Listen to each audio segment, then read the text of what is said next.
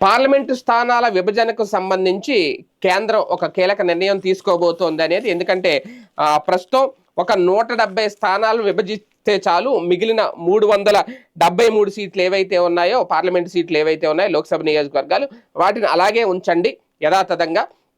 ఈ 170 స్థానాలను మాత్రం విభజించండి అంటే మొత్తం ఇప్పుడు 824 లోక్సభ స్థానాలు కాబోతున్నాయి మొత్తం టోటల్గా భారతదేశంలో. ఎందుకంటే దేశంలో లోక్సభ నియోజకవర్గాల సంఖ్యను 824కి పెంచాలి అనేది ప్రధానమంత్రి ఆర్థిక సలహా మండలి సిఫార్సు చేసిందట. ప్రస్తుతం ఉన్న మొత్తం ఇప్పుడు 543లో 373 నియోజకవర్గాలను యథాతథంగా ఉంచాలి అనేది.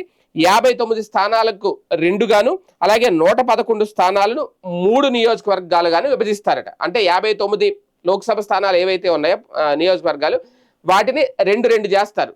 అంటే 59 × 2 దాదాపుగా, అంటే దాదాపుగా 118 స్థానాలు అవుతాయి అక్కడికి 59 నియోజకవర్గాలు. అలాగే 111 స్థానాలను 3గా చేస్తారు, అంటే అవి 333 అవుతాయి. ఇవి ఇప్పుడు మొత్తం. అలాగే మొత్తం 170 స్థానాలను విభజిస్తే చాలు అనేది. ఇందుకోసం పట్టణ ఎస్సీ ఎస్టీ మహిళల జనాభా, అలాగే భాషా సమీకరణాలు, భాషా వైవిధ్యం, గత లోక్సభ ఎన్నికల్లో పోలింగ్ శాతాలను పరిగణలోకి తీసుకోవాలి అని ప్రతిపాదించిందట.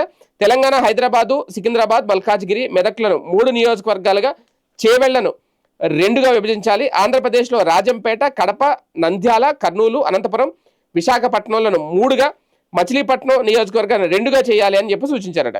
ఆర్థిక సలహా మండలి తాజాగా విడుదల చేసిన అధ్యయన పత్రంలో ఈ సిఫార్సులు ఉన్నాయి. డీలిమిటేషన్ బిల్లు సందర్భంగా మొత్తం నియోజకవర్గాలను 815గా విభజించే అవకాశం ఉంది అనేది కేంద్ర ప్రభుత్వం వెల్లడించింది.